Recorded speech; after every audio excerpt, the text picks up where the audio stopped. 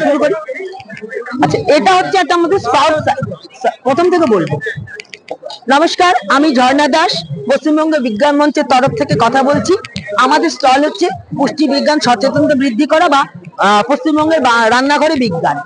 তো এখানে আমরা যেটা করছি, আমাদের নর্মাল যে আমরা দেশে খাবার খেয়ে থাকি সেটা কার্বোহাইড্রেট প্রধান হয়ে থাকে, কিন্তু শুধু কার্বোহাইড্রেট খেলে আমাদের শরীরে নানা রকম জটিলতার সৃষ্টি হয়।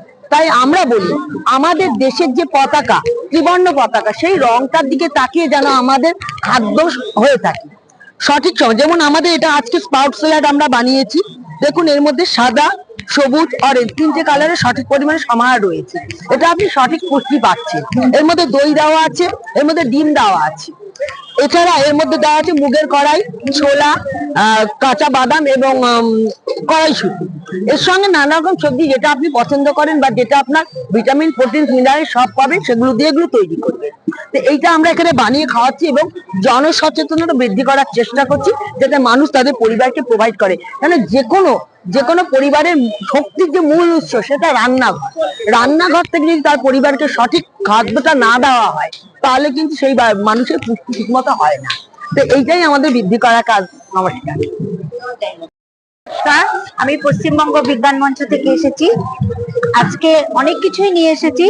তার মধ্যে একটা প্রধান, যে আমাদের দেশে মানে শতকরা 50 থেকে 70% মহিলা রক্তাল্পতায় ভোগে।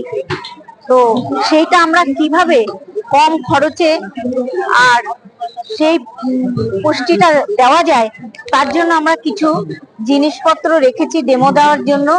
যেমন গাজর, বিনস, ডিম, কাঁচা লঙ্কা, বাদাম, খেজুর, সর্ষে শাক, বিনস, কিশমিশ। এই কটা জিনিস, খুব বেশি দাম নয়। এই কটা জিনিস যদি মহিলারা খায়, প্রত্যেক দিন যদি নাও পারে 2-3টে জিনিস করেও যদি খায়, তাহলে রক্তাল্পতায় ভুগবে না। মায়েরা ভালো থাকলে তাদের সন্তানরাও ভালো থাকবে। সন্তানরা যদি ভালো থাকে তাহলে দেশ ভালো থাকবে, দেশ ভালো থাকলে সবাই ভালো থাকবে। নমস্কার।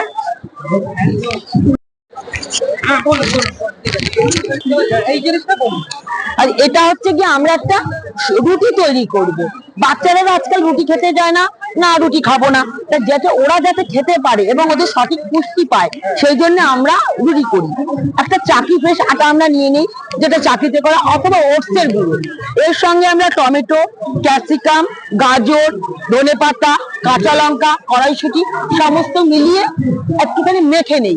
মাখার পর সেটাকে আমরা ভেতরে ছাতু দিয়ে পুর দিয়ে আমরা একদম শ্যালো ফ্রাই করে নর্মাল রুটি তৈরি করি। এবং এর সঙ্গে আমরা কোনো স্প্রাউট স্যালাড অথবা পাঁচমিশালি সবজি, ডিম দিয়ে একদম আমরা তেল ছাড়া সেটা করে দিই। ফলে এটা একদম পুষ্টিকর হয়ে থাকে এবং বাচ্চাদের খুব আগ্রহ হয়ে খেতে, কেন ওরা কালারফুল জিনিসের প্রতি আকর্ষণ বোধ করে। যখন আমি এগুলো দিয়ে মাখবো, একটা কালারফুল আসে।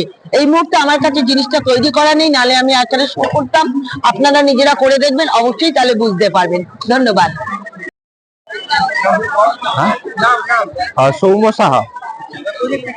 প্রজেক্টে আমরা একটা প্ল্যান মানে তৈরি করেছি, ঘরের প্ল্যান, যেখানে আমরা জল সংরক্ষণ করতে পারবো, বৃষ্টির জল সংরক্ষণ করতে পারবো।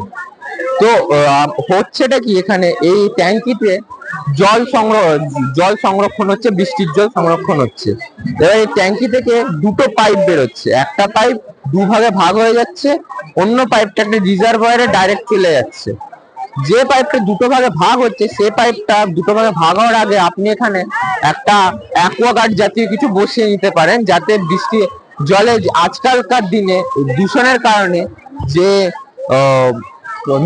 লবণ অথবা অ্যাসিড থাকে, ওটাকে আপনি যাতে বার করে নিতে পারেন, জলটা পুরো পরিষ্কার জলটা পেতে পারেন।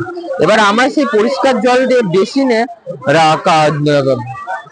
বাসন মাজছি বা বাসন পরিষ্কার করছি, অন্যদিকে অন্য জায়গায় বাথরুমে আমরা ওটা দিয়ে স্নান করছি। এবার যে জলটা দিয়ে আমরা বাসন মাজছি,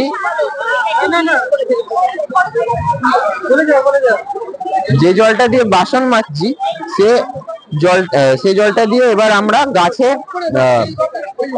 জল দেব। এবার আপনার প্রশ্ন থাকতে পারে যে আমরা সাবান দিয়ে বাসন মাজি, তো জলটাতে যখন খাড় চলে আসবে, খাড় তো গাছের পক্ষে ক্ষতিকারক।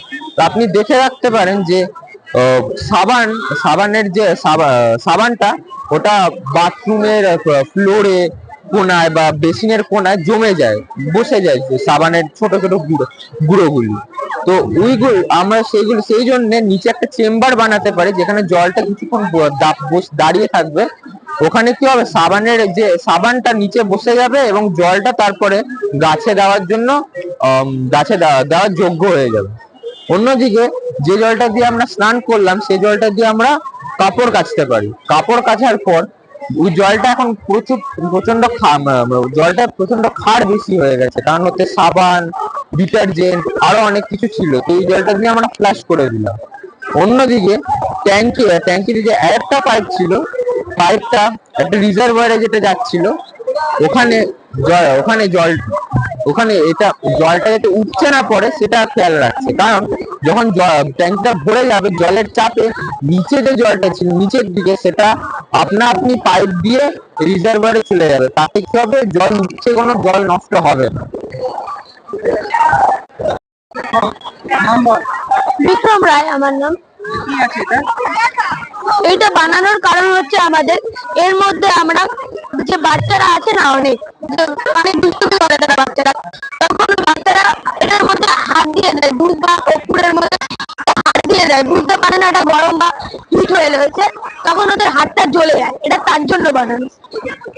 এর মধ্যে আমরা ইউজ করেছি, আপনাদের যে স্মেলের দুধ পছন্দ ওই স্মেলের দুধ ইউজ করতে পারেন আপনারা। আর এই স্মেলটা আমি সুইচে ইউজ করেছি, এটা যাতে চলে। এখানে যেখানে বাচ্চাদের হাত যাবে না আমি এখানে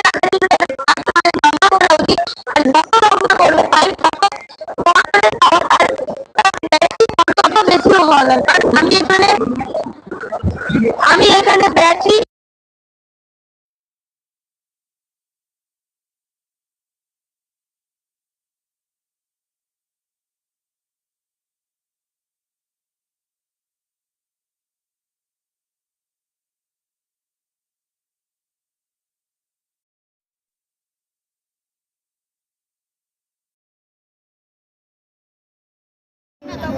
তার জন্য এটা বানানো হচ্ছে। এর মধ্যে যে কোনো স্মেলে দুধ ইউজ করতে পারেন আপনারা, আপনাদের যে স্মেল পছন্দ।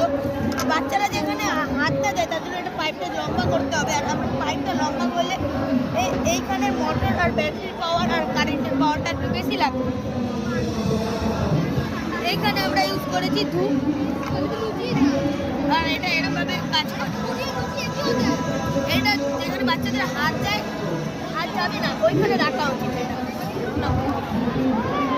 ঠিক আছে।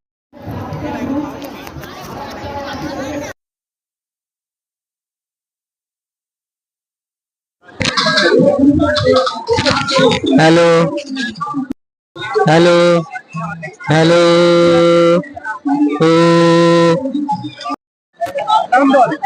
আমার নাম হলো নীলেশ দাস, ক্লাস 10। প্রজেক্ট আমরা বানিয়েছি driverless fighting tank for Indian army. Normally আজকালকার দিনে এটা হচ্ছে অটোমেটিক ড্রাইভিং ট্যাঙ্ক, কোনো ড্রাইভার লাগবে না। আমরা এটা ফুললি অটোমেটিক একটা ট্যাঙ্ক বানিয়েছি ইন্ডিয়ান আর্মির জন্য। এটা ফুললি কন্ট্রোল, আমরা এটা ওয়াইফাই দিয়ে বোঝাচ্ছি, চালিয়ে দেখাচ্ছি। ওয়াইফাই একটা মাইক্রো কন্ট্রোলার, ওটার দ্বারা আমাদের এটা চলবে। ওয়াইফাইটা ওর সাথে কানেক্ট হচ্ছে।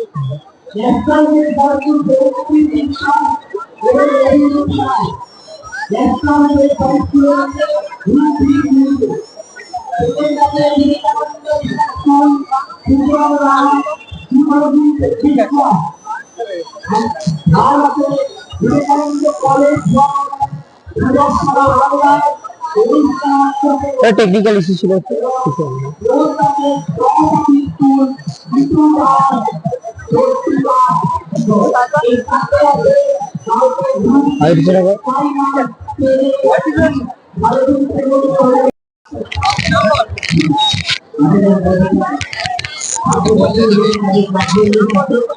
আমার নাম রূপম দাস। আমরা একটা স্মার্ট স্টিক তৈরি করেছি অন্ধ ব্যক্তিদের জন্য। এই স্মার্ট স্টিকটা আমরা আর্ডিনোর মাধ্যমে দুটো সেন্সর কানেক্ট করেছি। একটা হচ্ছে আল্ট্রাসনিক সেন্সর, এর মাধ্যমে আমরা সামনে থেকে কোনো বাধা ডিটেক্ট করছি। দেখছেন বাধা ডিটেক্ট হচ্ছে, আমার একটা অ্যালার্ম বাজছে তার ফলে। এবং আরেকটা হচ্ছে আয়ার সেন্সর, এর মাধ্যমে সামনে থেকে কোনো গর্ত ডিটেক্ট করছে এবং অ্যালার্ম বাজবে, ফলে ওই ব্যক্তি সতর্ক হয়ে রাস্তা চলাফেরা করতে পারবে। আর এই লাঠিটাকে বিষয় না লাল রঙের এলইডি বাল্ব লাগানো হয়েছে। এই বাল্বটা মূলত রাতে ব্যবহার করার জন্য লাগানো হচ্ছে, যাতে দূরের লোকেরা দেখতে পায় যে একজন অন্ধ ব্যক্তি লাঠি নিয়ে চলাফেরা করছে। এটা হচ্ছে আমাদের ফাংশন। দাস, কোন স্থানে যদি গাড়ির মধ্যে অ্যাক্সিডেন্ট হলে এসএমএস এর মাধ্যমে কন্ট্রোল রুম বা উপজাত স্থানে তাদের সহায়তা প্রদানের জন্য সঙ্গে সঙ্গে খবর পাঠাতে আমরা একটি অটোমেটিক সিস্টেম তৈরি করেছি। কোন স্থানে, রাস্তার কোন স্থানে দুটি গাড়ির মধ্যে অ্যাক্সিডেন্ট হলে এসএমএস এর মাধ্যমে কন্ট্রোল রুম বা উপযুক্ত স্থানে তাদের সহায়তা প্রদানের জন্য সঙ্গে সঙ্গে খবর পাঠাতে আমরা একটি অটোমেটিক সিস্টেম তৈরি করেছি। দুটি গাড়ি আছে, এখানে একটা মডিউল লাগানো আছে, এটিএক্স মডিউল বলে। এই মডিউলটা যখন এই দুটো গাড়ি আসছে, যখন ভাইব্রেট হচ্ছে জোরে, তখন হচ্ছে আমাদের ফোনে একটা অ্যালার্ম ঢুকবে। দেখতে পাচ্ছেন, এই দেখুন ফোনে অ্যালার্ম চলে এসছে। এই যে কন্ট্রোল রুম বলে, দেখুন আদর্শ বলে এখানে একটা হয়েছে, অ্যাক্সিডেন্ট হয়েছে, সেটা বোঝা যাচ্ছে। এটাই আমরা বানাতে চেয়েছি। এটার মধ্যে একটা আর্ডিনো ন্যানো লাগানো আছে, ওতে কোডিং করা আছে। এখানে একটা এটিএক্স মডিউল লাগানো, যার মধ্যে ভাইব্রেশন হলে বোঝা যাবে। আর জিপিএস মডিউলটা nearby police station search মারে, সামনে যে পুলিশ স্টেশন আছে।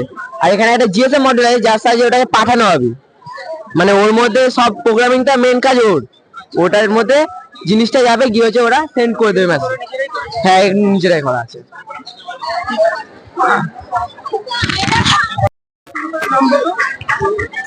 I am Neha Kumari from KVM School Class 10, and our topic is waste to waste. As we all know, in our country, only garbage is in everywhere, which our government had to reduce. But the population in India is so high that the expenditure is not ending at all. So here we try to make some useful things using waste materials, such as we made water purifier. From waste materials we made air purifier, we made biofertilizer which is eco-friendly, we made lamp, pencil holder, we made flower pot, etc. These all things are made from waste materials, and we try to eliminate the waste from our country. Thank you. Good evening. I am Anushka Gutsai from Vivekananda Mission School, grade 11, and this is our model on the immune system of the body. In this model, we have tried to show both positive and negative effects of immune system. The negative effect includes rheumatoid arthritis, where our body does not identify whether it is a foreign substance or it is the cell of the own body. Here, our body attacks the lining of the joints. The synovial membrane is red and swollen. Here, the bone marrow is also empty, lacking all the lymphocytes. It causes pain and swelling and inflammation. On prolonged attack, this causes problems in movement of the human body. The positive effect that we have shown is a virus attack. Suppose these are the viruses and they move towards the mast cell of our body. It causes the mast cell to activate. This causes histamine release. The B cells from bone marrow and T cells from thymus, they react in our body to remove the foreign invaders. Here in our chart, we have tried to show the other immunological disorders like allergy, the symptoms, grave diseases, and also here we have shown AIDS and HIV. We know that when HIV is converted to AIDS, it has no proper cure. So we have mentioned few ways to prevent HIV. Our whole model is based on a 2025 Nobel Prize which was awarded to Mary E. Brankow, Fred Ramsdell and Shimon Sakaguchi for their work on immunity. Thank you.